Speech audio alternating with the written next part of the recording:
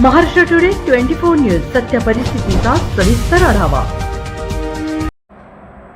अकोला मूर्तिजापूर महामार्गावर आज 2 ठिकाणी वेगवेगळे ट्रकचे अपघात। शुक्रवार दिनांक 22 मे रोजी अकोला मूर्तिजापूर महामार्ग क्रमांक 6 वर सकाळी 4 वाजण्याच्या दरम्यान अकोला महामार्गातून मूर्तिजापूरकडे जात असताना सकाळी 4 वाजण्याच्या सुमारास पहिल्या ट्रकचा अपघात झाला। ट्रक चालकाला झोप आल्याने ट्रक चालवत असताना नियंत्रण सुटल्याने किंवा ट्रकचे ब्रेक फेल झाल्यामुळे अपघात झाल्याची शक्यता आहे। दुसरा अपघात सकाळी 10-11च्या सुमारास सिमेंटने भरलेला ट्रक पलटी झाला।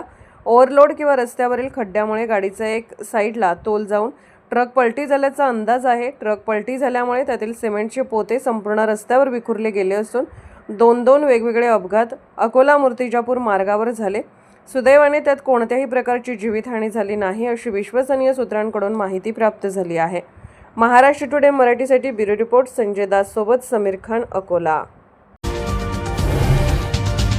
आजच महाराष्ट्र टुडे 24 न्यूजला सबस्क्राइब करा आणि सत्य परिस्थितीचा सविस्तर आढावा पहा।